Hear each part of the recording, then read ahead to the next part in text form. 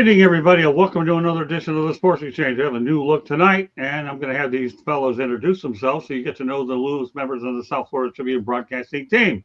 Great stuff. Willie Ebling will be here in a little bit, so he's just tied up out right in traffic. Then again, welcome to everybody else. They always get tied up in traffic, but I'm sure Willie will be here when he gets a chance.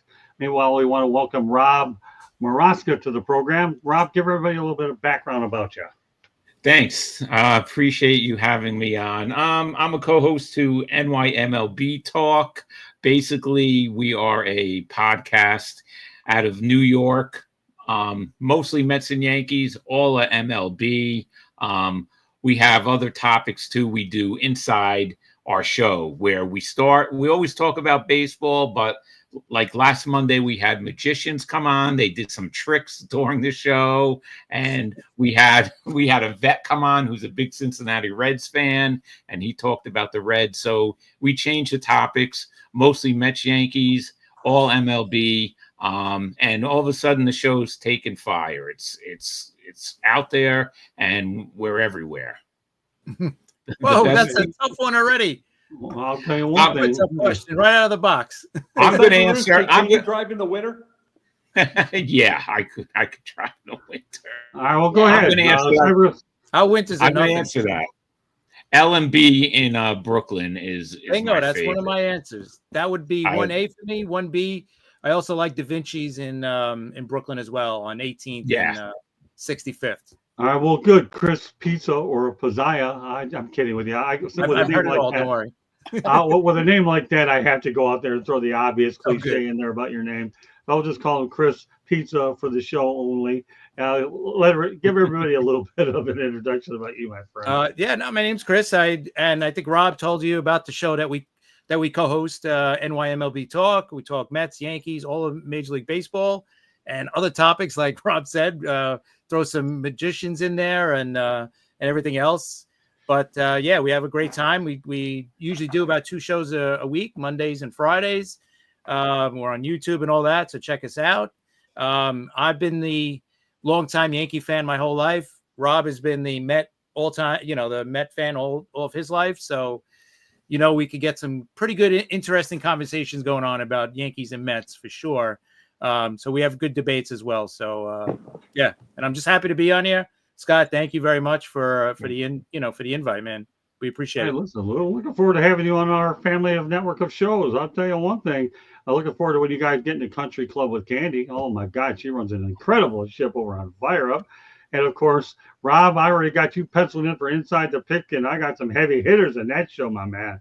So you're gonna have to deal with me, okay, on Tuesdays. And of course, Chris, pizza, we'll bring you on. College Sports Guy, welcome to the big show. Okay, so if you haven't subscribed to our YouTube channel, please do so. If you have, and gracias, this is the only word I know in Spanish anyways. I guess that means thank you. So Chris, meanwhile, will have an opportunity to come on this one, as long as I make sure the topics are like Bob Barker would say, the price is right, the topics are right. Okay, and we'll bring them on baseball, and we'll bring you guys. We got plenty of work for you guys to promote your rap platform as well. So, but meanwhile, we'll have Chris ticketed for baseball. We'll have him ticketed for the Country Club. Everybody goes to the Country Club. Candy runs an unbelievable there. So with that said, these are the two news amigos. And now we got Jacob Christner, and welcome back, Jacob. Hey, what's going on? You guys had magicians, you said, right? Yes. Yeah. Did they get Francisco Lindor a hit? Hey, he got a hit today, didn't he? Didn't he, Rob? He hit a home run. There you go. 2 hits. 2 hits. Hey, listen, what do you guys got to like the fact I got Mickey Callaway on every Monday night? Yeah, no, I mean, listen, he still had a winning record. He had a winning record with the Mets, okay? So you can't say anything bad about that. He had the worst owners in baseball at the time, the Wilpon. So, here's the thing, Scott. The one thing I love about this place is you can bring T-Move, Rob Van Dam, and Mike Francesa on the show. So, I mean, it's perfect. Well, it looks like I already brought 2 of them on. So it doesn't matter what these 2 guys are, but we're going to find out as time goes on. They hop in there and create their own identity with the big show. Really, seriously, really? Okay.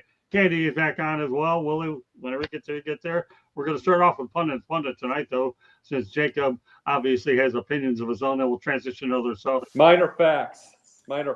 Oh, Okay, yours not are opinions? original. Now you're gonna like him. All right, Candy, what's going on, Candace? I'm glad to be here with all of you gentlemen, and it's nice to have Chris and Rob. First time on the show. Glad to have you guys on. thank you. Thank you. You're All right, well, you know what? We're gonna lead off with pundit. Jacob, what do you got? All right, coaches. I got something for you here. This is going to start with Craig Counsell, and it's going to go all the way through to any other sport possible. Your analytics are killing you.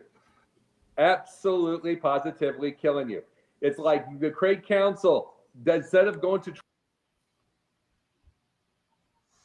Well, now we lost him. Abracadabra. I wonder how many David Scott did not like what he was on. saying, so he got rid of him. No, I don't do that. He'll be on. That's all right. Talk about a magician. In technology, we trust. Not really, but okay, bring him back. Here All we right, go. Go ahead. No, this was the thing. It's like this. What I was saying with this is like instead of going to AAA and go pick up a player, just because Jordan Wicks didn't work out in Chicago, you want to keep playing one inning pitcher. Yeah, and then put in another. That means you have 6 or 7 pitchers a game. You're wearing out your bullpen. That's your analytics for you. And then you want to play Justin Turner, who's like 77 years old. And you want to play him. You want to do the lefty-righty thing, whatever. See, all of this goes to football. It goes to anything. You guys remember, I'm just asking you guys this. Do you remember a couple of years ago when it was Philadelphia versus San Francisco Super Bowl? Not Super Bowl, the NFC title game, and Brock Purdy got hurt? You remember that thing? Yeah. Shanahan is supposed to be this absolute positive guru. Yet when Purdy went down, they had Josh Johnson and everything else. They ran the ball in the middle the whole time. Meanwhile, Mike Ditka, the most boring dude in the history of the universe, was doing reverses with Walter Payton and Jim McMahon, while with going the other way. I'm saying, and this is the most boring offensive guy in the world, and he was doing that. Different year, right? Different year, right? Different year, but 30 years ago, though. The game has changed. Why did the most boring guy have one of the most exciting ideas and the most analytical guy doesn't? That's my point we're at. Yeah. We're overdue. It's like they brought analytics in with the movie Moneyball. They brought those in. They were supposed to mix with the gut, with the Jack McKeons. They're supposed to mix in with all the one with the Dusty Bakers. They're supposed to mix in with that, but that did not happen. All of these young ones, Craig, the only manager in the league that goes with his gut, I believe, is Dan Wilson of Seattle. And it's like, and it's one of those things, and that's just 50-50 in how people think of him. We have a problem with coaches. We have a problem with coaches. It's like they coach like they're afraid to get fired, even if they're winning. They are afraid to make it a thought. It's like, I think Aaron Boone is way too over the top with analytics. I think Craig Counsell's over the top with analytics. I think Ali Marmol's terrible with the Cardinals with it. It's like you don't have. Most teams are. Yeah, and we have a problem with thinking for yourself, and it's like, oh my God, even if I win, I could be fired. And I think it goes back to Matt Nagy with Mitchell Trubisky, and when Trubisky would make a good play, he'd still scream at him. It's like, we're not allowed to think for ourselves anymore. We're not allowed to think for ourselves anymore. It's like, I brought up Ditka as the joke.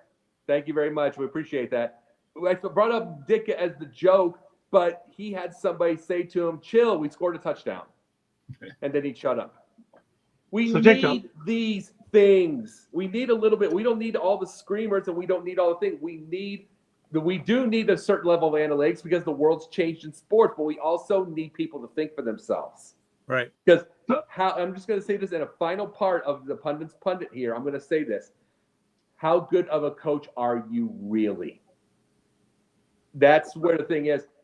Because are you doing all your analytics? You win it all in the first year, and then everything caves in. Your injuries come, and then you fail. And that happens more often than not. the best coaches are the ones that keep things alive when things are going bad. I mean, So I'm talking about Jacob, all sports. So Jacob, go back to Justin Turner. Give me some clarity about where you were going with Justin Turner. Yeah, that was just as an example. They used Justin Turner and matchup positions, and he's hit like 208. Okay. Yeah, Right. he's hit like 208, and it's like you'd have better options than that. But that's the thing. That's my thing with all coaches. Take your risk and your job. And I'm talking about quarterbacks and everybody too. Take your risk. Think for yourself. Because the ones that think for themselves are the ones that are going to make it when things start to cave in.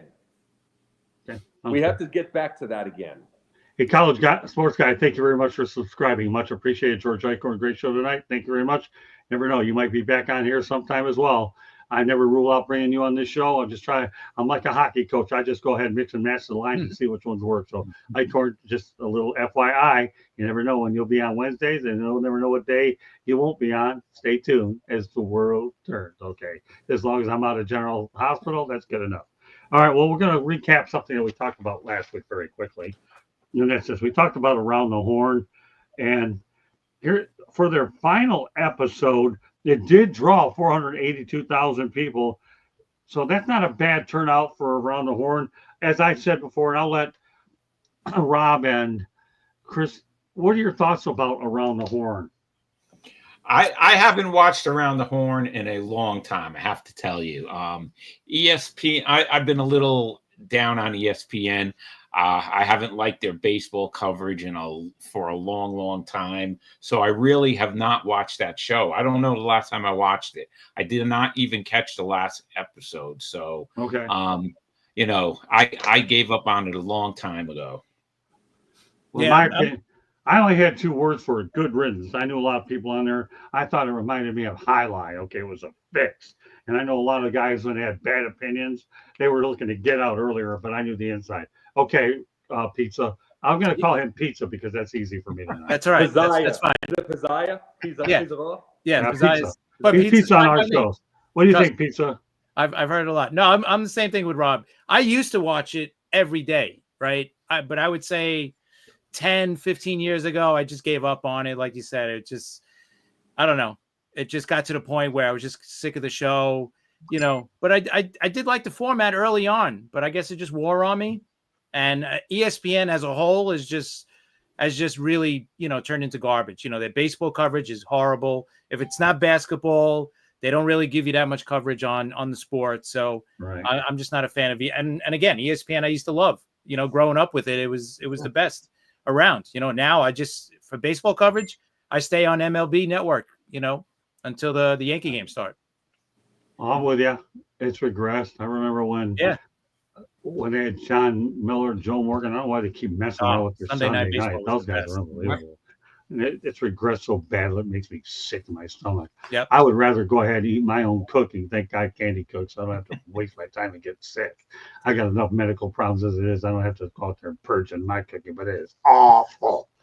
All right. So what we're going to do is we do have a format in here, compliments of the country called My Town.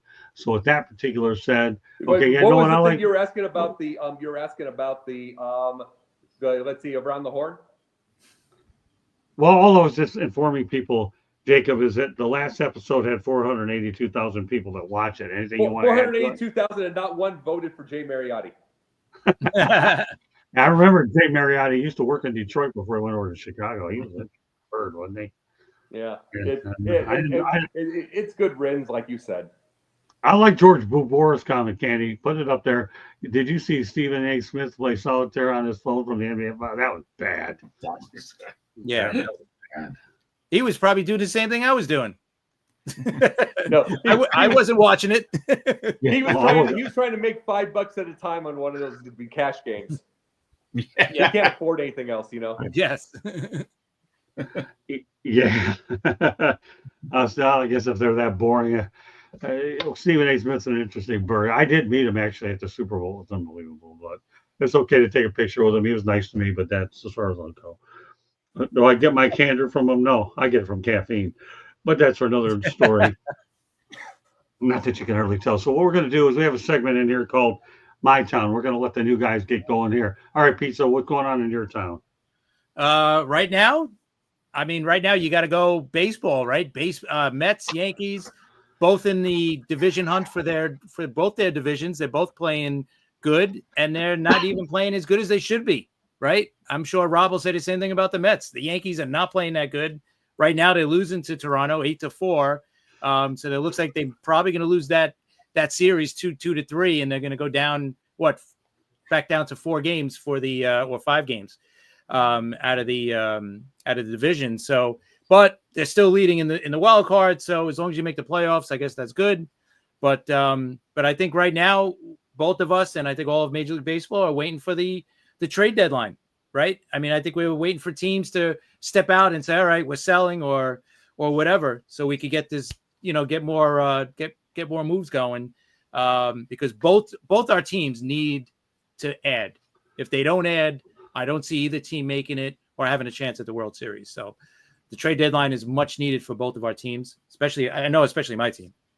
For sure. All right, Rob, pick it up from there. What's going on in your town? Yeah, well, it's about the same, really. Mets and Yankees. What's going on? The Mets swept Los Angeles Angels for the first time ever. So right now they're starting to hit a little better this series. It looks like the bats are starting to wake up. Problem with the Mets, the pitching staff, the relievers are tired.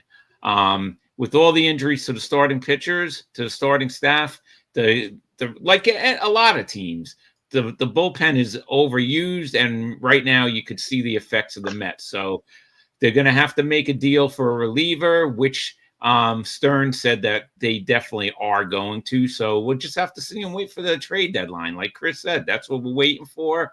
We're waiting for this week, and I guess the next. Oh, frozen in time.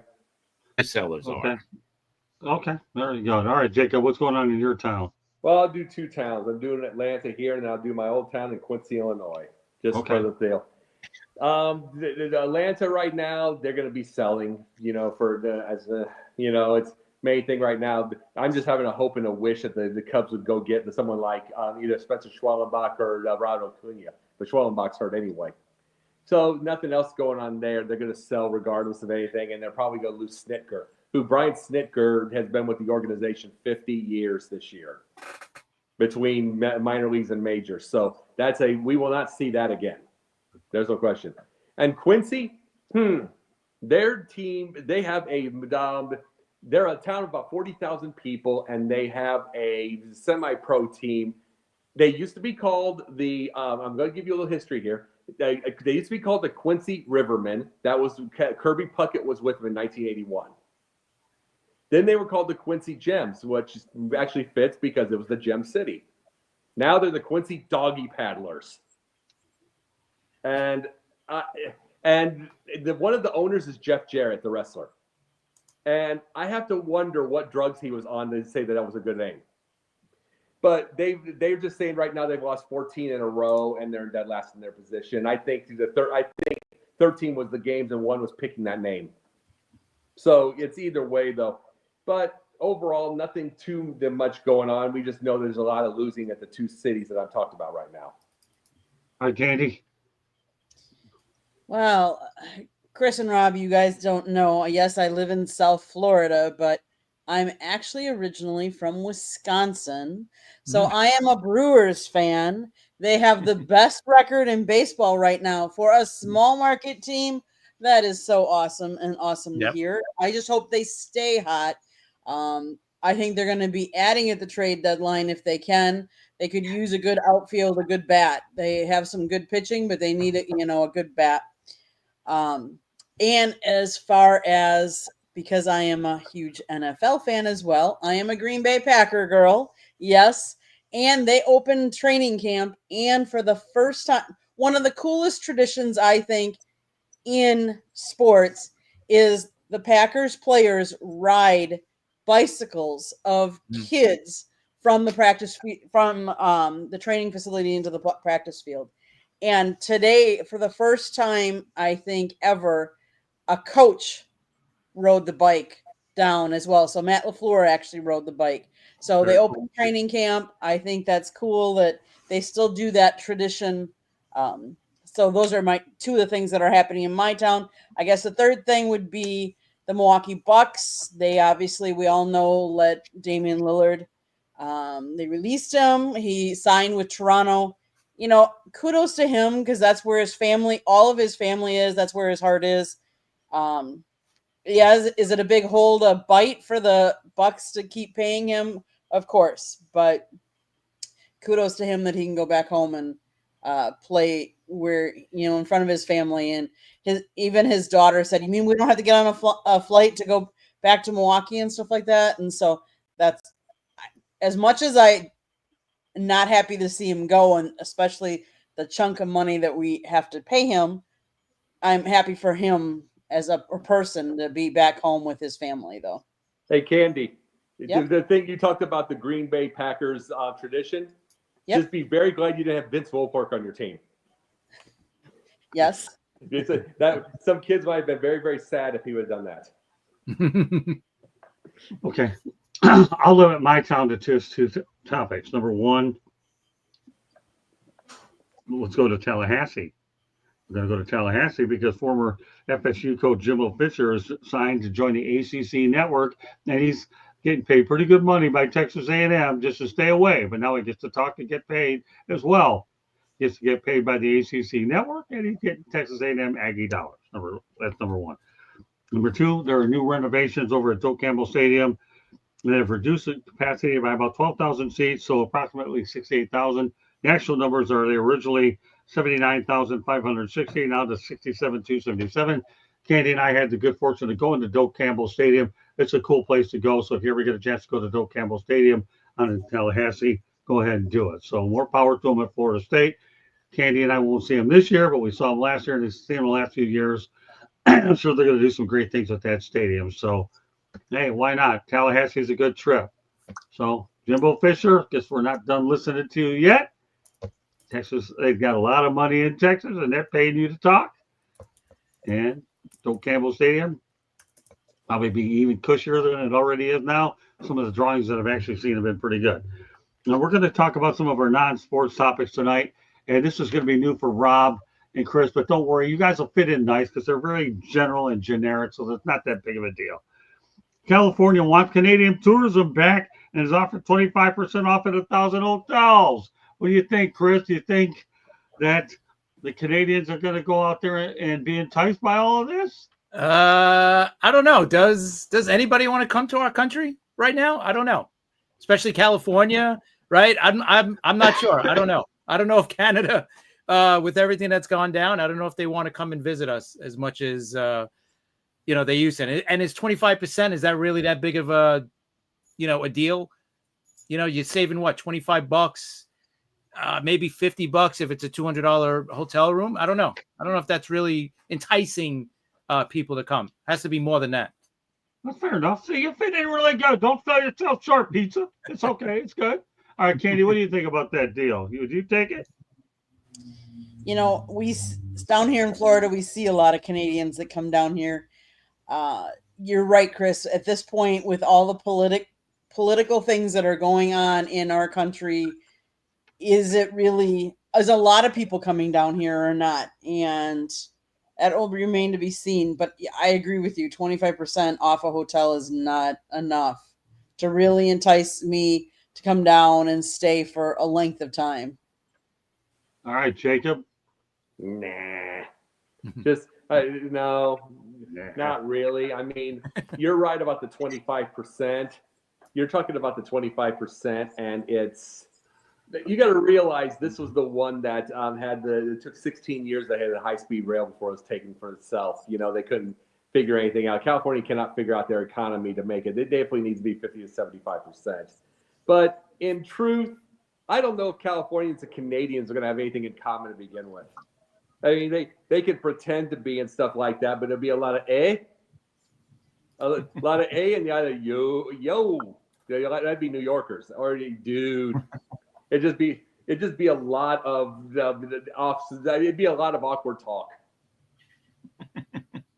Yeah. All right, what do you think, Rob? You've had a chance to think this over. Do you take that 25% if you're Canada to California? Nah, I think they're sick of Mickey Mouse. First of all, I don't Okay. think that All right. I like 25% is going to entice them. And also the things that they're seeing right now in LA when they're seeing videos of homeless people laying on the Hollywood Walk of Fame, or should I say Walk of Yeah. Shame, and stuff like that. When you hear things about San Francisco and what happened, what's going on in San Francisco, it's what's going to entice them. They got to clean it up. They got to find a place to put these people. They just have to get everything together if they want tourism back from Canada. Not only is it too expensive, but when they see this stuff, why come to California? No, I agree. And you know what? It's an interesting point that you made, Rob, because I've been to LA quite a few times. It really sunk in even more so the last time I was there. I was there for the Southern California Sports Broadcasters meeting out there that I had with some of my colleagues out there. And when I saw the homeless people out there, it was really, really, really sad. So I couldn't agree with you more. But see, that wasn't too hard. I got an easier one, though. It's a little bit more joyous than this one. Are you ready, guys? Miguel, get this. The world's first space hotel is set to launch in 2027 with a bar, cinema, spa, more in Earth's orbit. Now, would that be tempting? Now, that was different than this. I don't think there'll be any homeless people in orbit. What do you think, Rob? Yeah, no, there won't be any homeless people. The problem is they got to get them up there. Hopefully, it may be Musk, right? Let's face it, he may be the one transporting these people up there. So let's hope that the rocket doesn't explode. That's happened a couple of times. It's enticing for a certain, people who want that thrill. Yes, it's enticing. If it was safe and if I was younger, I would love to do that. But, I don't know if it's so safe, and I'm not as young as I used to be. Very good. This isn't complicated stuff, guys. There you go. Pizza and Rob are a little bit worried about this being Harvard stuff. This isn't Harvard stuff, people. It isn't. Don't sell yourself short, please. Really, seriously, really. This guy, they're doing good. They're passing their first test there. All right, what do you think there, Jake? Were you going up in orbit with all this business? No, I'm just imagining. Yeah, you're in orbit with your cotton picking body language. We have 3 years left for him to call it the Trump Hotel in space. There you go. See, Jacob's in orbit because he thinks I came up with a topic that was in orbit, and he's right because he's like, "Oh, what is he going to come up with next?" Don't worry, I got something. It's just kind of crazy. So, would you go to orbit, Jacob? No. Okay. What about you, Candy? We just came from Europe. Maybe is orbit different? Why not? Let's go for it. Let's do it. I agree. If there's a way to shoot a video and for me to talk behind the microphone, I'll do it. I'm going back to orbit. I don't know what do they got? A bar, cinema, and a spa? I'll tell you, my 62-year-old body can use that spa. What else do you need? And cinema, I can't keep my mouth shut in the cinema, so I got a problem with that one. And a bar, as long as I got a lot of Diet Coke, and if you want to give me a few, what do you call those old strawberry margaritas, really loaded, boy. I like the way they have them over at Black Rock Frozen. Those are darn good drinks. I don't know if it'll totally shut me up. It might contain me a little bit, but I'm going to orbit. What about you, Pizza? You know what? I don't want to be the first one up there. I'll let other people go first. All right, I'll be first, and then you can go second. What do you think? I'll let other people test it out first. You'll take the 75% off. I'll you know what? I'll start in California with the 25% off. I'll hang out with Jacob. We'll complain about our teams. Yeah. I'll let everybody go up for the first few months, and then I'll fly up there. And let me tell you one thing. Say about those 25% off. If you've ever been to California, you do have to get over to Santa Monica Pier. That's an unbelievable place. And if you want to go to Rodeo Drive or Rodeo Drive, whatever the heck you call it, that's a pretty good place out there. A little bit of money out there. There's a great deli that I went. I'll never forget when I went out there with a friend of mine, and Candy was with one of her best friends here in the area. And I'll tell you, that deli is to die for. I don't remember what it is, but it was awesome stuff in Beverly Hills. But 25% doesn't get you very far in Beverly Hills. But I'm going to orbit. I just came from Europe. I'm ready. I'm road sick. If I can go to orbit, I'm going. Some people already think I'm there anyways. What's the difference? I'll tell you what. We're going to go to a quick station break. We're getting started. I'm going to give you some words of wisdom when we come back. Go ahead, Candy. We'll go to our first station break. And if Willie doesn't get here, well, let's keep rolling along. No big deal, Willie. Well, we'll bring him on the next week, and we'll see what we come up with. All right, Candy. Station break time. Lessons from the Microphone, Tuning into the Enduring Wisdom of Visionary Leaders. It's a book that the South Florida Tribune Publishing Company published, and it's a book that our host, Scott the Motor City Madmouth Morganroth, wrote. He is the author. Talks about his 40-plus years in the media business and how it has changed.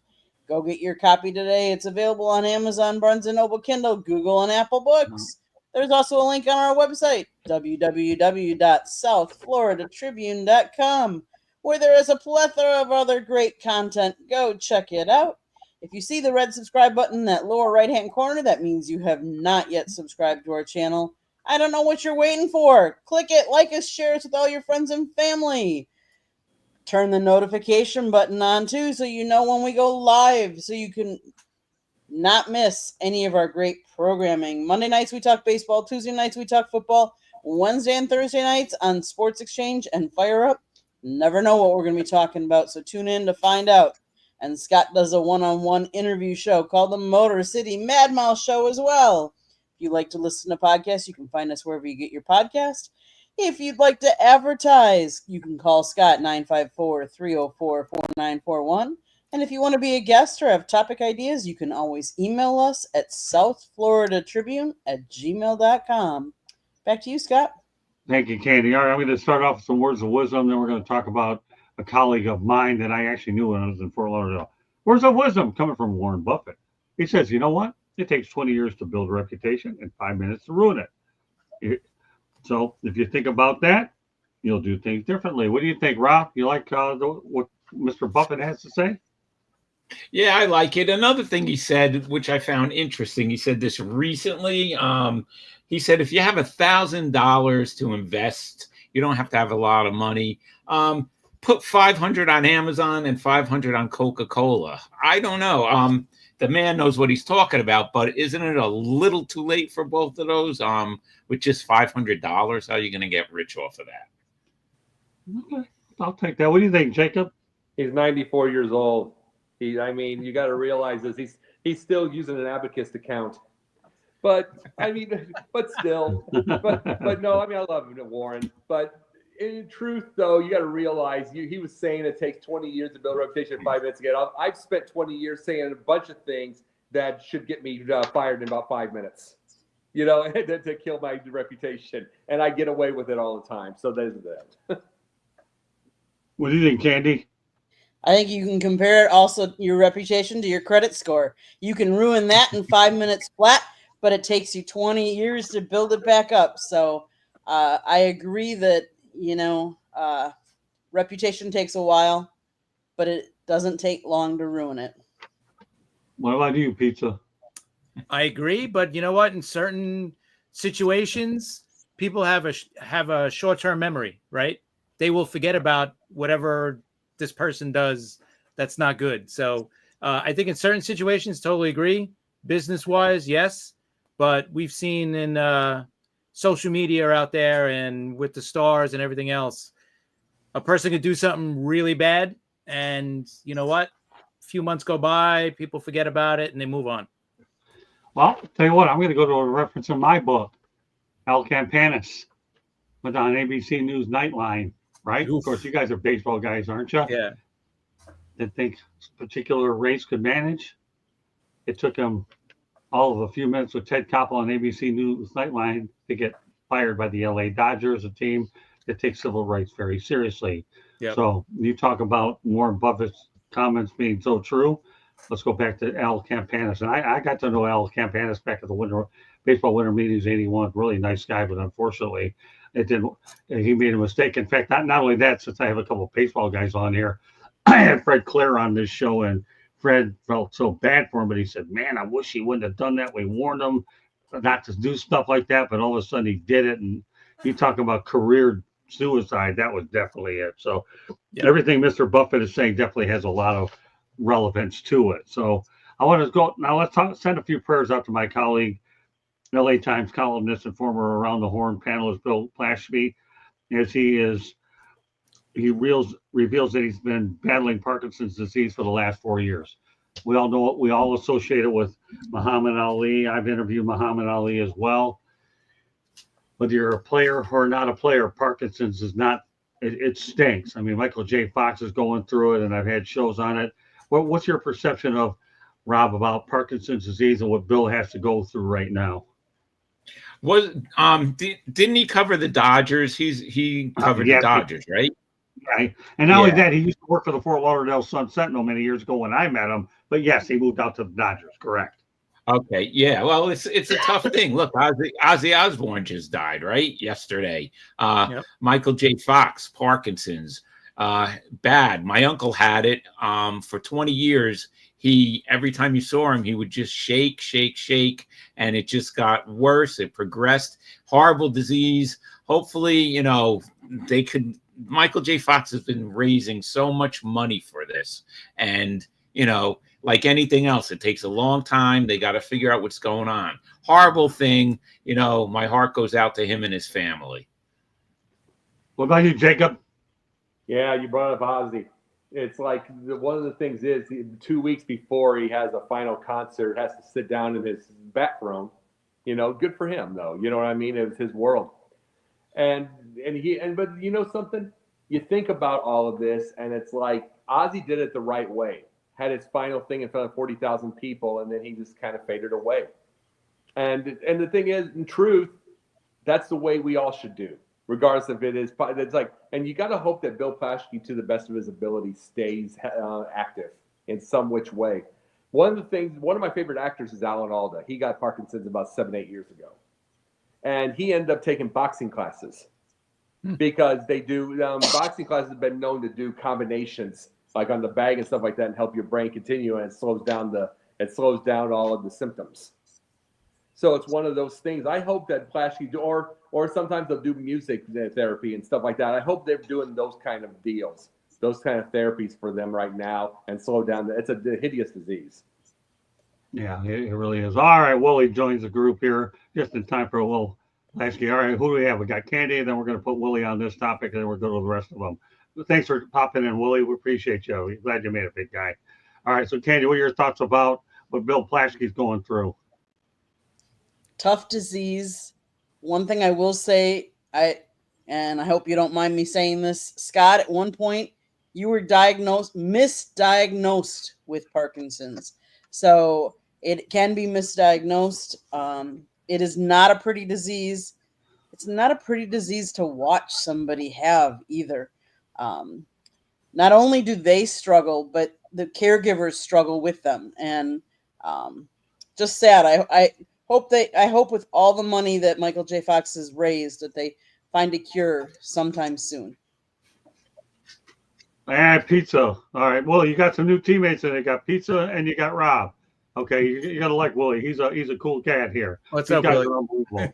All right, pizza. What do you got to say about Bill Plaschke? Yeah, no, it's just really sad news, and I think Jacob said it right. Hopefully they try these different things with him to kind of just slow down the progress of the disease, and he could still stay busy in what he does best, but hopefully all these other therapies that could possibly help him, hopefully they give it a shot, and if I'm going through that, I'm saying, hey, I'll try anything, right? Because you want to live as long as you want, you want to see your kids, your grandkids, and all that. So yeah, I'm praying for him. I'm hoping that everything works out for him, and he could just slow down this disease as much as possible, and hope with all these charities and everything. You mentioned Ozzy raised over $200 million with that concert a few weeks ago. So I mean, he went out on top.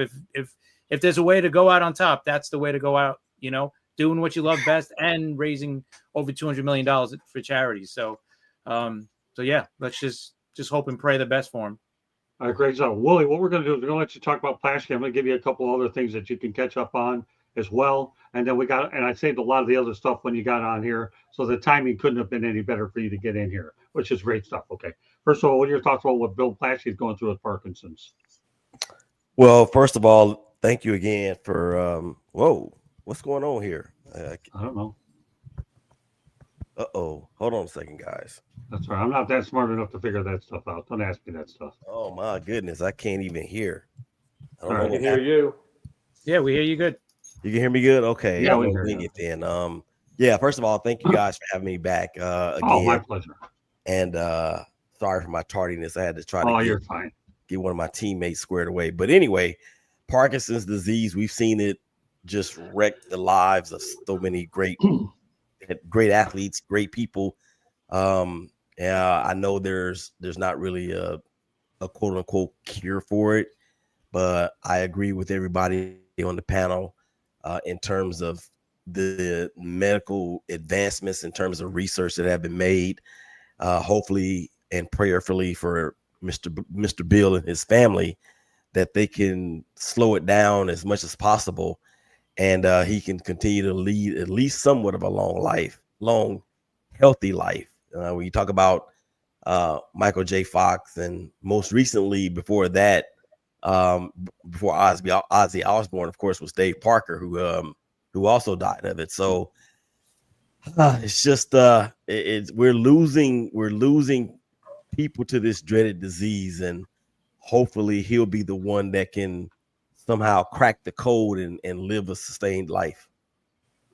Yeah, Barry Melrose of the National Hockey League also got it. It's too bad because I like watching Barry on the NHL. All right, Willie will bring up speed on a couple of other ones. That's a words of wisdom from Warren Buffett. It says it takes 20 years to build a reputation, 5 minutes to ruin it. If you think about that, you'll do things differently. What do you think about what Mr. Buffett has to say? Well, it's kind of hard not to listen to somebody that's a multi-billionaire, you know. Yeah, right. And he's exactly right. And I'm pretty sure that has come from some people that have burned him along the way. At this point in his life, I'm pretty sure he really doesn't care. But yeah, it was also Warren Buffett that said the way that wealth is not by 100% of your own efforts, by 1% of 99 other people's efforts, and that's how you get wealthy. So that guy has barbs for days. Okay, you know what? You're going to like these non-sports topics because these guys all ate them up alive. All right, so we'll see what you think about them, Willie. All right. California wants Canadian tourism back and is offering 25% off at 1,000 hotels. What do you think about that? Do the Canadians really want to go to California? Wait a minute. Say it again. I didn't hear it. No problem. Yeah, a lot of people wouldn't want to hear this one, but that's okay. California wants Canadian tourism back and is offering 25% off at 1,000 hotels. Would you take that deal? Heck yeah. You would. Okay. I mean, 25% off at 1,000 hotels. At 1,000 hotels. Now, I guess it kind of depends on which hotel it is, because if it's Best Western or Super 8 or Econo Lodge, then no, I'll have to pass. But if we're talking at least a 3 to 4 star type of facility, heck yeah, why not? Okay, Canada, according to Willie. All right, next one. I got one even better. Okay, and I didn't have to have caffeine to drum this one up. The world's first space hotel is set to launch in 2027 with a bar, cinema, spa, and more in Earth's orbit. What do you think of that, Willie? You want to go to the orbit? You want to go in one of those space hotels? No, I think I'm gonna pass. Think of the views. No. Think of the views. I've seen no traffic up there. A lot of great views in my time. I don't know if my heart is ready for something like that. All right, last thing I'm going to do, then we're going to get to the other topics here. All right, my town. What's going on in your town, Willie? My town. Okay, so I was riding around my little town of Fate, Texas, earlier today, and Fate, Texas is in Rockwall County, which is about 45 minutes northeast of Dallas. So I was riding around and discovered that we are getting our very first high school built on the north end of town. So my entrepreneurial spirit got to thinking, you know what? I'm going to contact the city hall and see when this school is going to be finished. And then the city hall sent me to the school district. Now, even though the town is Fate and the county is Rockwall, the school district is Roy City, which is up the road about 3 exits. So they pointed me to them, and what I did, or what my inclination is, and my manifestation hope will be, that I can get some members of my team and we can begin to cover the athletics at this brand new high school that's coming to our town. All right, here we go. Title of the show says Matt Ryan, Hall of Fame worthy? Well, does Matt Ryan deserve to be in the Hall of Fame? Willie, what do you think? Does he deserve to be in the Hall of Fame? Doing a good job at CBS, but now we're talking Hall of Fame. I'm gonna say no. I'm gonna say no because it is the Hall of Fame, not the Hall of Real Good, not the Hall of Good Enough. He's got stellar numbers. He's got a few Pro Bowl appearances. I think that even though he wasn't the reason why, he was the quarterback, and 28-3 will leave a forever stain on his resume. So I don't think he gets in. That's not to say I don't want him to, because I actually like Matt Ryan as a player. I love when he was the number 1 overall pick coming out of Boston College. Those Atlanta Braves, those Atlanta Falcon teams, some of them were really good. Some people will say that he may have underperformed with the likes of Roddy White and Julio Jones and Harry Douglas and all the rest of those guys, Michael the Burner Turner, even Devontae Smith what was Devontae's last name? The running back. I forgot his name. He went to Florida State. Freeman. Devontae Freeman. Yeah, Devontae Freeman. Some may even say that he underachieved with all that talent, but I don't think that he gets in just based on those things, but I'm hoping that he does. Didn't he have work done for a little while also? He did have work done as well. Yep. Yeah. All right, well, that's a good segue. Let's go over to you, Jacob. You're at their neck of the woods anyways. Yeah. I think he makes it, but not first ballot. Maybe a couple ballots up, maybe dead last. Every once in a blue moon, a Hall of Fame will run into a situation where they don't have the mega stars. If he's in a mega star based year, he's not going to make it. They're just not going to take it over again, especially as they brought up the Super Bowl thing. He absolutely stellar numbers that was brought up. He is a really good quarterback, but he's been pretty shoddy in the playoffs where it matters. So I think somewhere down the line, near the end of the veterans deal, near the end of his original ballot, I think he makes it. But it'll be like 4th or 5th ballot somewhere along the line. I think they're just going to do it when they need someone that's going to probably be the main event of the show, and it's going to be him. Excellent points. What do you think, Rob? Yeah, see, I was going to say a direct no, because listen, we know how important the Super Bowl is to get into the Hall of Fame. Right. One Super Bowl and they blow that lead. I can't get over that lead. All right. 28-3, and then they lose the game. So he's on the line. He's one of those quarterbacks that are on the line that could go either way. But listening to Jacob, that makes sense. Maybe he goes in a year where there aren't big names. Somebody's got to go in. I think that's his best shot. But it's not going to be for a while, and not enough. He's just not. He great quarterback. Yes, I liked him, but that Super Bowl is a big stain on his career. All right, Candy, what do you think? He played 15 years.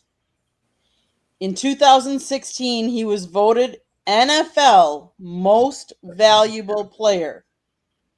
Yeah. Just because you didn't win a Super Bowl means you're not going to get into the. I have a hard time with that. He also ranks in the league's all-time top 10 in pass attempts, pass completions, passing yards, and passing touchdowns. And you're going to tell me that someone that ranks in all 4 of those categories in the top 10, you're not going to put him in the Hall of Fame? Just because he hasn't won a Super Bowl? Not me. I'd put him in. What about you, Pizza? Yeah, I like the name Pizza, man. That certainly stands out. I bring a guy on here. He's got the best name on the planet. I swear to God. Yeah, Rob, do they call him Pizza a lot of times on the air too? No, but they will now. Yeah, thanks. Making it original. Hey, I like the guy. I think he's a great guy. Anyway, he's the first contact with you guys.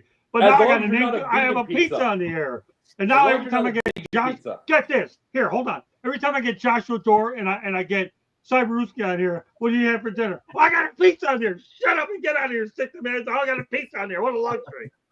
Go ahead, pizza. You know what? Yeah, he's one of those borderline guys, but Candy brought it up. I mean, this guy's at top 10 in all the stats, right? Touchdowns, yards, pass attempts, all of that. But you could also flip that on the other side too. It's a different league now, right? It's a passing league. So guys are going to rack up those kind of yards. But he still did it, right? He's still, I think, 8th in yards, 8th in touchdowns. And that to me sells a lot. He's an MVP, former rookie of the year too, I believe. Pro Bowl 4 times, AP 1 year. I think Jacob said it right. He's not going to get first ballot, no, but I think eventually down the line he's going to get in on one of the ballots that are kind of thin. He's going to get in, just like the baseball ballot this coming year. Next year is super thin. So whoever was borderline is probably going to get pushed in. But yeah, I think eventually he gets in. Yeah, that's a good point, Pizza. It really, boy, that has a good ring to it, doesn't it, Rob? I think we're on to something, Rob. What do you think, my man? Hey, listen, if he can't go in the country club tomorrow, I think you should go in tomorrow. What do you think, Rob, if you want to go in the country club with Candy? I'm just saying. But here's what I think. Number one, Matt Ryan inherited a complete mess when he had to go behind Michael Vick and all the PR that went behind the dog fighting. Oh, yeah. So you had an image cleanup in Atlanta, and everybody knows that he came from Boston College, and we know that Doug Flutie came from there, and Matt Ryan did a pretty good job cleaning up that PR mess that was Michael Vick. Number two, there was a time when everybody thought that Dan Marino's record wouldn't be broken, and how many people would pass it. It's a different age. So, yeah, I think Matt Ryan should go in. Timing will depend on who comes out in any given year, because I know, having been to a few Super Bowls myself, how the voting works. You vote for my guy 1 year, I'll vote for yours. Then it depends on how everything is all juggled around. So I'm going to give Matt Ryan an affirmative. Yes, it was a tough Super Bowl. Keep in mind, you're only losing to Tom Brady. My God, you can't hold that against them, right? No. How many other people lost to Tom Brady? 6 others? Really? Seriously, really? And I haven't had that much caffeine tonight. I had a hockey guy, a general manager from New York. Okay, Neil Smith. Okay, remember him? You ever heard of Neil Smith, Willie? Okay, yeah. All he did was win the 1994 Stanley Cup championship. He was on the big show earlier. And now we're talking about I had that much caffeine. He thought that he had a good time. Well, why am I saying all this? It's fun. Having you guys around is fun. But bottom line is I still think Michael Vick doesn't get in the Hall of Fame. But the guy that does get in the Hall of Fame is Matt Ryan, who went behind Michael Vick. And by the way, Tony Dungy had a lot to do with getting Michael Vick on the right track. I wonder, can I ask you a question about Neil Smith? Is he like Al Bundy? He brings up the 94 Stanley Cup, like Al Bundy brought up 4 touchdowns in a game. I'm sorry, what was that question again, Jacob? I said, would Neil Smith be like Al Bundy, like he'd bring up the 94 Stanley Cup, like Al Bundy brings up 4 touchdowns in a game? That never came up in conversation, but he's such a good guy. I went into some of my hay for tomorrow because he was answering so many great questions, and I had to go into my show for tomorrow for sports rap. So this guy's great. I'm glad you had a good one. Oh, it was fantastic. Neil Smith's great. He really is. I mean, he was the architect of that 94 Rangers championship. He really did an unbelievable, and he won with Mike Keenan. that should give him a double gold medal right there. That Keenan didn't last very long, but he got it right with him. And I'll tell you what a good show to lead in with, right? With a Stanley Cup champion. Now I got you guys. I got a pizza and a Rob on the show to go along with the rest of this group. Great stuff. So, Mike Keenan, the Andy Sipowicz of the hockey. So yeah. All right. So Willie, you getting all this? I hope you are anyways. I don't know if he is, he isn't. If he isn't, well, do the best you can. I don't know. So is it a down and out in Beverly Hills, Willie? Or you want to try to come back in? I don't know. Candy, go ahead and type a message. See what he wants to do. Meanwhile, we'll continue to talk baseball. No, but with all due respect, I'm going to give Ryan the thumbs up and see if he wants to come in. So we'll go ahead and figure this thing out here. And you know what? Let's go ahead and do another station break, Candy, while you do that. South Florida Tribune Publishing Company published a book called Lessons from the Microphone, Tuning into the Enduring Wisdom of Visionary Leaders. It is written by our host, Scott, the Motor City Madmouth Morganroth. It is available on Amazon, Barnes & Noble, Kindle, Google, and Apple Books. It's a great read. It talks about Scott, obviously, with caffeine or without caffeine. He tells great stories. He talks about how the media has changed over his 40 plus years in the business. He even has a picture of himself with a young Muhammad Ali, so go get your copy today. It's also available on our website, www.southfloridatribune.com, where there's a plethora of great content, so go check it out. If you like to listen to podcasts, you can find us wherever you get your podcast. Monday nights, we talk baseball. Tuesday nights, we talk football. Wednesdays on Sports Exchange and Thursdays on Fire Up. You just never know what you're going to hear, so tune in to find out. If you want to advertise, call Scott, 954-304-4941. And if you want to be a guest or have show ideas, you can always email us at southfloridatribune@gmail.com. Back to you, Scott. All right, Candy, we'll tell you what, when Willie logs back in, we're going to talk basketball, but meanwhile, we're going to go ahead and talk a little bit of baseball up these guys' wheelhouse. Anyway, two-time All-Star Gene Segura, 35 ounces retirement from MLB. After 12 seasons, he retires with a 281 average with 1,545 hits, 110 home runs, 513 RBI, 211 stolen bases. He played with the Angels, the Brewers, the Diamondbacks, the Mariners, the Phillies, and the Marlins. Okay, Rob, what are your thoughts about Gene Segura? Well, he had that great postseason in 2022, right, with the Phillies, which really put that defined. I think that defined him really. But he also led the National League in hits in 2016 with 203. A good player, not great player, journeyman, you could say. Listen, what he did against the he did against the Cardinals in the postseason. If I remember, it was I think it was in the wild card series. In top of the ninth, he got the single that won the game for the Phillies. So he had a good postseason. I wasn't happy about it being a Met fan. That was. And we don't want to talk about the Phillies or the Philly fans right now, but a good ball player, not great, of course, not Hall of Fame worthy, but a decent. He had 1,500 hits, right? He had over 1,500 hits. I mean, he was very, very good, but he wasn't great. So, Rob, is that a 995 thing? Is what you're trying to tell me? Yeah. I know. Don't worry. We're on the other end of 95, way, way south, and I'm taking that drive. All right, Candy, you get a taste of Segura. What do you think about Gino Segura? I gave you the stats this time. Now you got to give me an opinion. Gee, thanks. You're welcome. Do I think he's Hall of Fame worthy? No.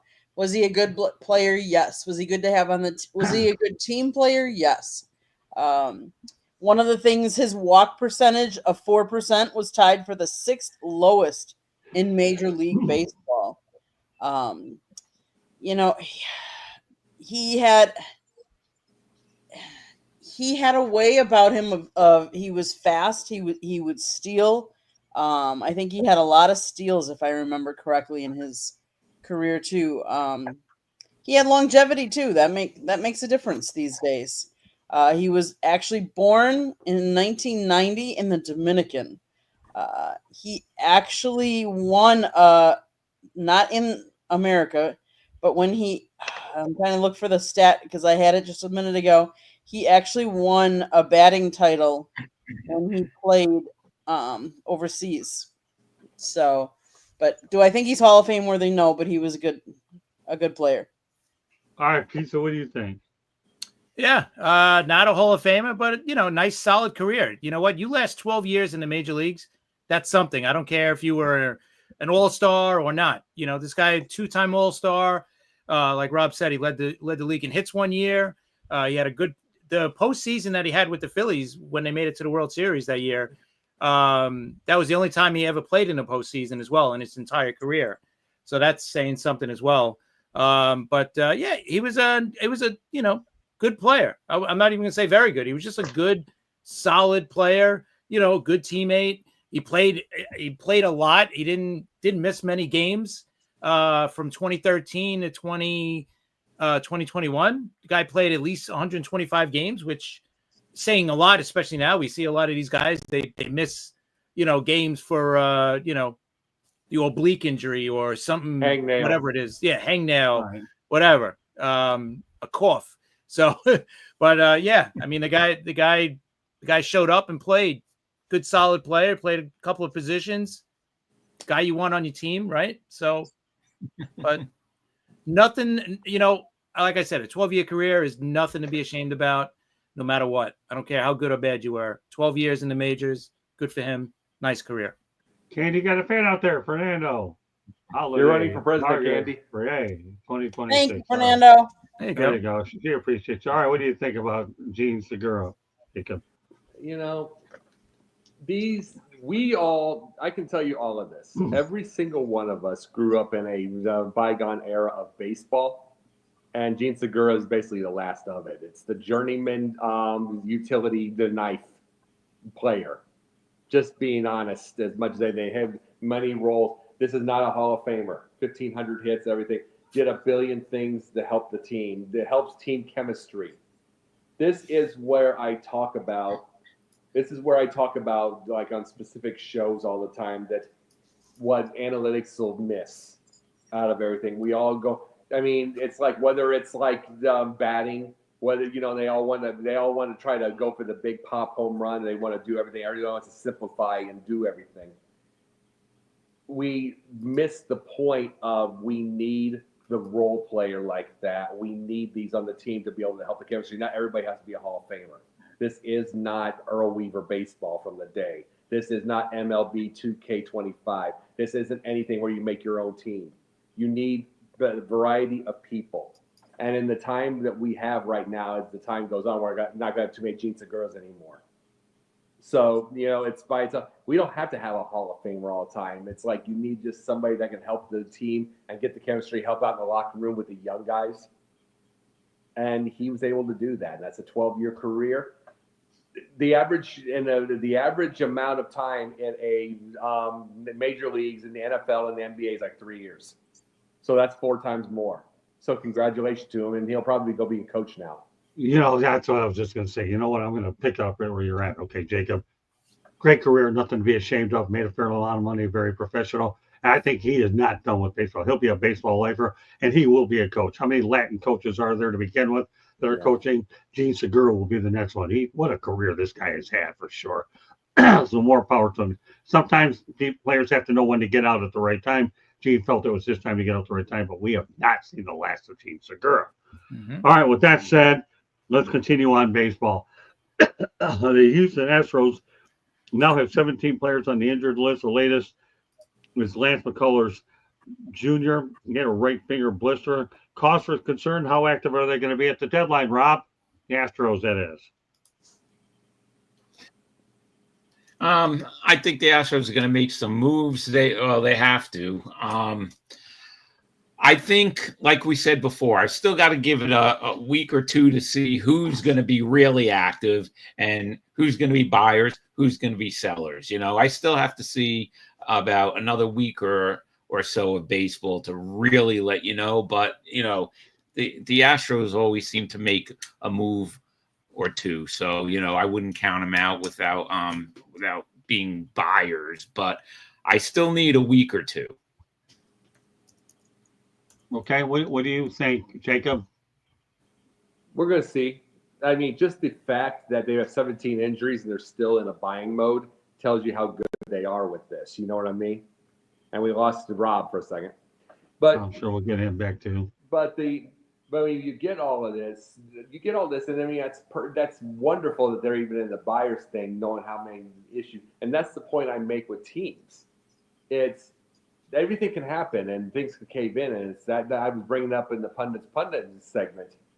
It's those type of teams when everything starts to cave. Are you thinking for yourself, or are you getting everything? And Houston is giving an example there for a second. Houston is actually building the example. It's like if everything's caving in, they're still winning. Yeah, that's true. Well, I'm going to give you my take on this before I turn over to Candy. Number one, let's talk about the Pittsburgh Pirates. earlier in the week they were a game under 500 in their history. They won 3 in a row against the Detroit Tigers, who are dealing with some injury issues themselves. We'll see what happens with them at the trade deadline, but I think Houston's going to make a move or two before it's all said and done. But I give them a lot of credit. They're still playing good baseball, despite the fact that they have a mash unit out on the field. More power to them. But the Tigers have some work to do. The Pirates are an absolute embarrassment, is what they are. And we'll end up seeing what's going on there. So I like the Houston Astros. I really always have. They fought. The Tigers beat them last year, but it'll be interesting to see if they make a move or two as well. And Pirates, well, all right, so you got 3 games. Jacob's prediction of Bob Nutting being the worst owner will come to fruition. We'll just have to dwell on it next week. All right, Candy. He already had that.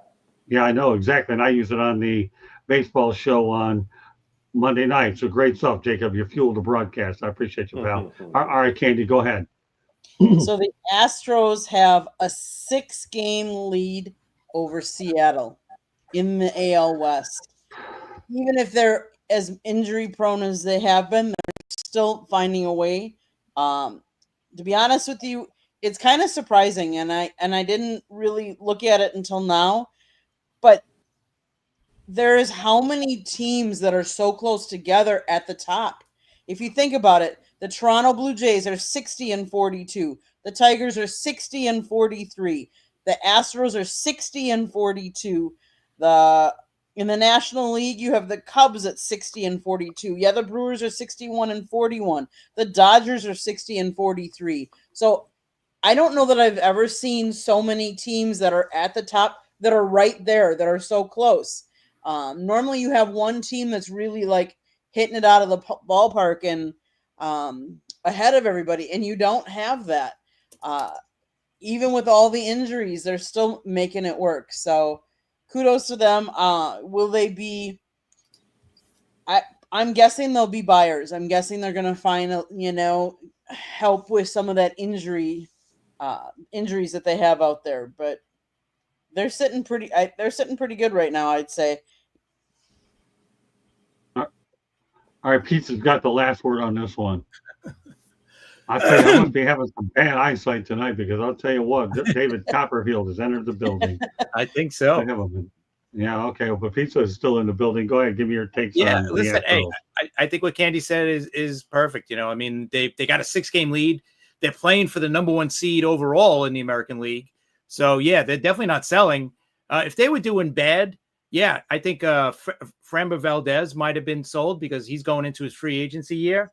But now, I mean, you're playing for the number 1 seed. So, yeah, I would assume they're going to go for it. Their pitching looks really good. Maybe they add a bat to that lineup. The problem right now in baseball is there's not many sellers, that are out there. So, everybody's kind of waiting. They're waiting for these chips to fall for, like, say, Arizona to decide, all right, we're going to sell because they got some good chips to sell. Teams like the Twins, teams like the Royals, there's teams out there that are not really ready to sell yet, but we're getting to that point because next week is the trade deadline, right? So this weekend you might see teams start to put up the white flag and say, all right, we're going to start selling, but the Astros are not going to be one. I would say they're going to look to add a piece or two for sure.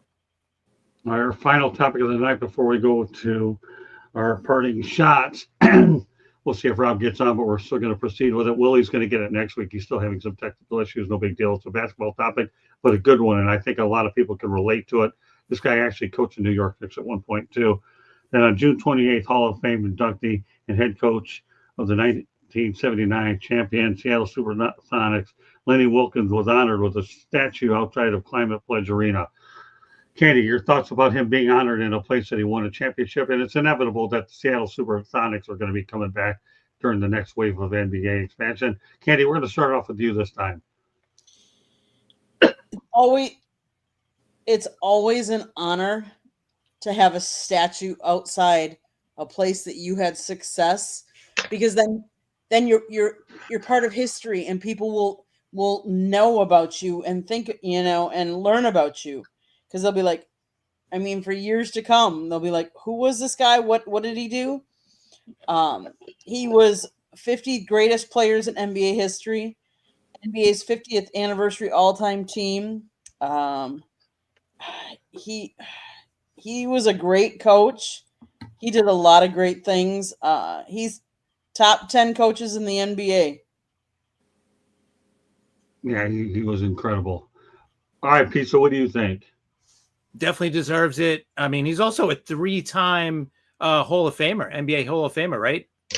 Coach, player, and also an assistant coach with the Dream Team. So yeah, I think it's great, and I think more teams should put statues up in front of their arenas and stuff like that.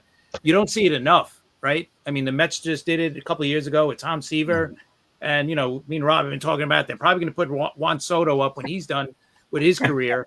Yeah, I think, listen, Lenny Wilkens definitely deserves that statue in Seattle, especially if they're going to get a team again, without a doubt. All right, Well, Rob. the Mets put up a wild card banner for winning a wild card once. So I mean, That's true. They did. They did. Well, here, Jacob. Now that you interjected, what are your thoughts about Wilkins getting a statue outside in Seattle? Oh, it's a wonder. See, he has one title. It was in 1979. I was born in '78. Yeah, I watched that title. I watched that game. I saw it the year before when they lost. He was a wonderful coach. Wonderful coach. And it shows. See, you don't know me this big, Chris and Rob. I absolutely obliterate fans on the daily. Hate fans.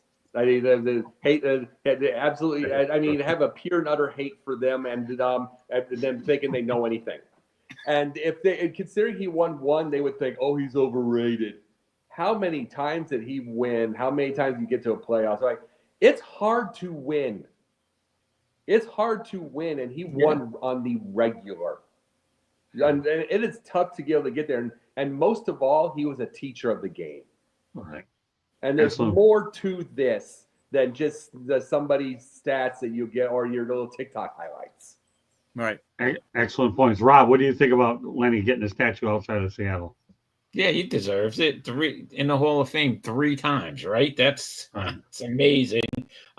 He was named one of the 15 greatest coaches in NBA history. Yeah, he definitely deserves it. I agree with that 100%. I'm all in on Lenny Wilkens. I actually saw those games when they lost the first year, and then they came back the following year. Had Jack Sikma one year, then Marvin Webster ended up going to the Knicks, and he still managed to win with Jack Sikma and downtown Freddie Brown. Those were some pretty good teams that Lenny had there. And the fact that the Sonics, it's not a matter of if, it's a matter of when they get there. I'm glad that they put it out there. And I'm sure Lenny's glad that he was able to see it while he's alive to do it. So, man, I'm really happy for him. All right, final segment of the night. Parting shots. Okay, Jacob, lead off. I'm gonna make my parting shot and it's gonna be toward fans, and because I want Rob and Chris to understand the thing, because I was gonna bring this here.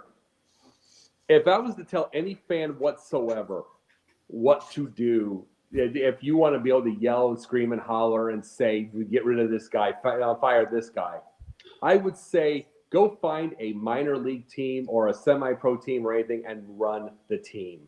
See how you do.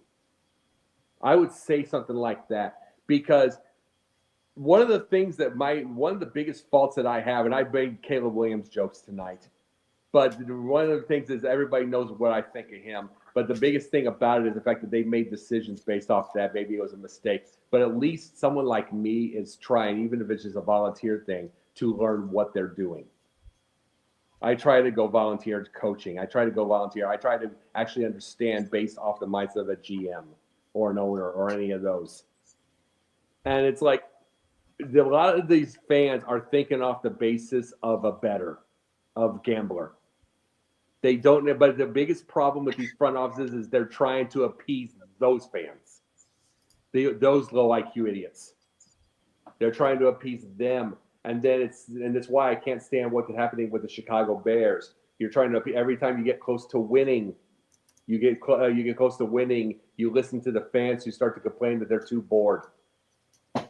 Winning is what brings your fans, regardless. I don't care what they say, but that's all I would have to say about fans in this stretch. Is if the reason I can't stand you is you sit on your couch. It's the same as UFC. You have your chips and they're all over your lap, while you're saying, "I would have gotten out of that mold. I would have ducked that punch." and meanwhile you have chips all over your chest and you don't train a day in your life. Well said. So that's where I'm at. If you want to that's all my thing is. If you want to complain, go do it. Go do it yourself and see. You probably wouldn't have as many complaints if you understood how hard it is. Well, let me tell you something, Jacob. That's one of the reasons why I don't like to sit in the stands. And if I can't cover a game, I don't want to go, period. So you summed up what I think in that. All right, Rob, go ahead. What do you think? What's your parting shot? Mine, I'm gonna bring up umpires. Okay, it's a hard job in the major leagues. Yes, it is. But nowadays, it's like they got to be more consistent. It's driving me crazy with the strike zone. They're not consistent, and they put themselves into the game too much. It's not about you. It's not you. You should not have anything to do with the outcome of a game. All right, mistakes are made. That's a different story.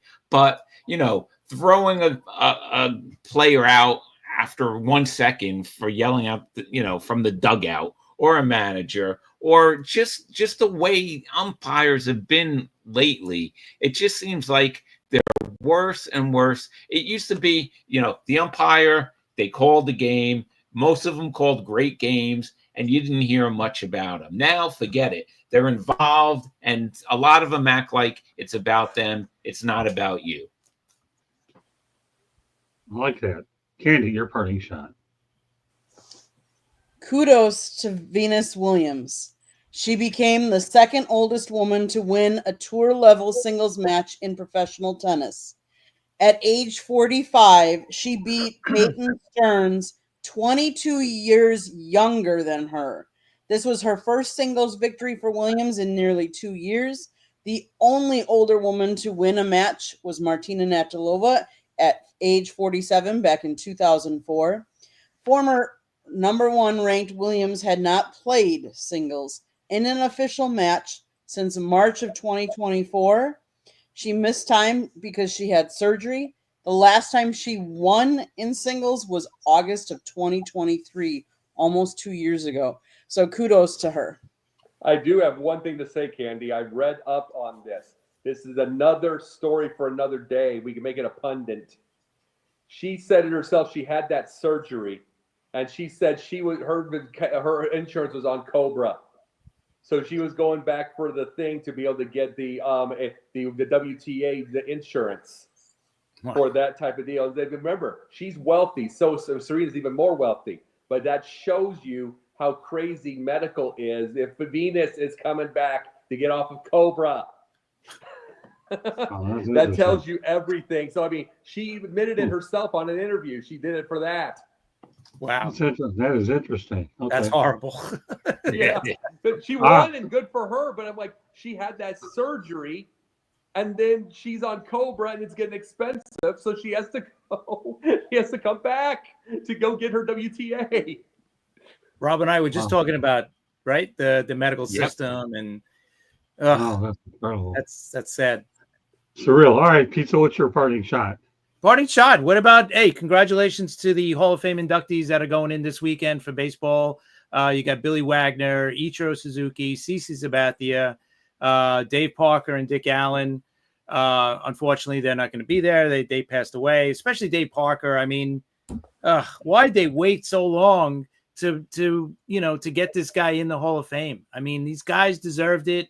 Put them in. Don't wait until they pass away, until they get sick and they pass away and they can't appreciate, standing up there with all the other greats and having the speech and all that, and just seeing that plaque in the Hall of Fame. I mean, come on. Don't wait so long to put these guys in, because it's going to happen, right? We've been discussing too about Pete Rose. I mean, if he gets in, right, I mean, that's going to open up a can of worms, I think, with maybe even bringing in the steroid guys. So we'll see what happens there. But why wait so long to put these guys in? I hate it, but thank God they are going in. At least their families are going to appreciate it. So that's it. I'll tell you, our rookies are doing pretty good tonight. Candy, Jacob, what do you think about these two? They're pretty good, aren't they? Oh, let's see. I don't know how much rookie there is. They have as much players as I do. Rookies on the show. Sick of man. All right, anyways, there's rookies on the show. All right, well, let me give you my final parting shot, okay? parting shot is if acknowledge you messing up my shows all night today. They're dropping in and out. That's okay. We're still making it work. But the real parting shot is kudos to Fox Sports as Allison Williams replaces Laura Oakman, who chose not to sign a contract extension. Williams left ESPN over Disney's COVID vaccine mandate. More power to Allison, okay? You weren't putting up a Disney business and you decided to have your child anyways and not be forced by corporate world to do it. Fox rings her on. She does a college thing and now she's going to the pros. I'm proud of you, Allison, for holding your ground. It took a heck of a woman to do that. And ESPN is a love-hate relationship with the things you do. This one falls on the hate side, okay? I don't like what you did, but Fox took the high road when Laura decided to go. Allison Williams was a logical choice to do it. So with that said, I want to thank Willie Epstein for at least making it a part of the show tonight. What I will do with him next week is probably carry over the Lenny Wilkins topic for him. And meanwhile, as far as Robin, Chris are concerned, pizza, okay, we're going to have play. They're going to be on the network regularly. They've done a heck of a job tonight. I just got to make sure that Rob knows that he's on duty for Tuesday over on Inside the Pigskin. And Rob, you are at least slated for the country club next Thursday night. And I'll see what else I can do to finagle some things in this week. But at least plan on Thursday, and I'll text you over the weekend to see what else I'm able to do. Okay, my friend? Wear a tie. Thank you. So you guys did a great job tonight. So with that said, Jacob, let everybody know how they can get a hold of you. Well, I am here on the Confidential on Sideline Sports. I'm here on the Wednesday nights. I have my Facebook is Jacob Christner. I am the Sideline One Sports on TikTok. I have a brand new. I have a Ricochet. I have a Substack. I'm building things up, and I even act every once in a while when I get a chance. Great stuff. All right, Rob, you know the drill. Let everybody know how they get a hold of you. That part you don't have to be educated on. NYMLB talk and NYMLB talk on everything: Twitter, TikTok, YouTube, and personally on Facebook, Rob Maraska, and on Twitter/X, R Maraska also. Great stuff, Rob. Good first act. I'm looking forward to having you on Inside the Pigskin Tuesday. Get ready. You're going to be in for some heavy hitting contact with my group out there. Let me tell you something. That's a show that I'm glad to bring you on with your experience. You're going to be awesome on that show, Rob. Get ready for Tuesday. We're going to have a blast. I'll keep you posted. All right. Meanwhile, all right, Pizza. Now we have a new nickname, and I'm sure Rob will never let you hear the end of it because you got a new nickname here on this network. Anyway, Pizza, give it to me. Well, on Twitter, I'm CP7NY. Facebook, you could catch me right there, Chris Bazaya. And also, obviously, co-host with Rob, NYMLB Talk. You could find us on YouTube, Twitter, TikTok, Instagram, everywhere. We're everywhere with that show. Check us out. And I also co-host a football podcast called Lift Off, a Jets football podcast. You could find us everywhere as well on there. And I found these guys on Twitter. I'm telling you, Twitter's a good thing. I find a lot of my talent from them.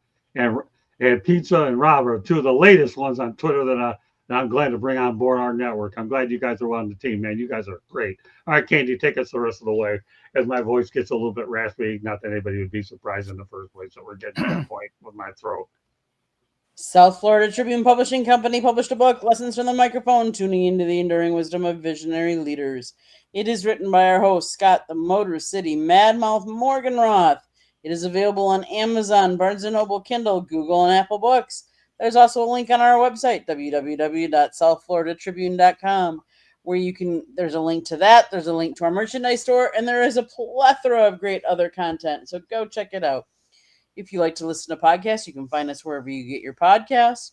Please hit the subscribe button for our YouTube channel and the notification button so you get all those notifications too when we go live, because Monday nights we talk baseball, Tuesday nights we talk football, Wednesday and Thursday nights we're talking, but you never know what it's about, so you got to tune in to find out. If you like to listen to podcasts, go wherever you get your podcast. If you want to advertise or sponsor a show, call Scott 954-304-4941. If you want to be a guest on any one of our shows or have topic ideas, you can always email us at southfloridatribune@gmail.com. And one last little plug. If you like to listen to Chickson podcast, the Chicks I'm on a Chicks podcast, 3 Chicks in a Pod, or Chicks in Salsa, because there's 4 of us now. But go to the Chicks podcast and look us up right now. One of my co-hosts, Miss Jen, is at the ACC kickoff, and she's been posting all kinds of content. So go check it out as well. Hey, Candy, good job tonight. Make darn sure that Scott gets some more energy drink. We didn't get enough energy out of him tonight. What? Really? Seriously? Really? Oh, there's a reason why Jacob Christer's why we built this show around this guy. You're the best, Christer. I tell you, he's been a crazy brother of mine. That guy, he got a book already, and this guy's got a credit in there. I put him in there. And you guys at the rate you go in there, Pizza and Rob, you're probably in there. I'm writing up another one later on this year. Don't worry, I'm waiting for some newcomers to get in there. But Jacob's already in there. We got a Pizza, we got a Rob in there who are hoping to get in it later in the year, and I got a lot of other stuff. And the guy that'll probably get in it as well is a guy that went out there and was on my first show tonight, the Motor City Madmouth show. Neil Smith, I want to thank him for joining us tonight. So, Willie, glad you're able to make it for part of the time anyways tonight. So, on behalf of Jacob Christner, Rob, Candy, Pizza, says I'm not trying to pronounce your last name, but at least he's got a nickname. This is the Motor City Madmouth Scott here, whatever I call myself, caffeine or no caffeine. Thank you for joining us on the Sports Exchange. We will see you next Wednesday night. Who knows who's going to be on, but I guarantee you one thing. I'll be ramped, I'll be ready, I'll be rolling, and I will have a blast like everybody else on this cast. And if you think that's a rhyme, you better believe that you heard it on my dime. Thank you very much. See you next week. Bye now. Thanks for joining us.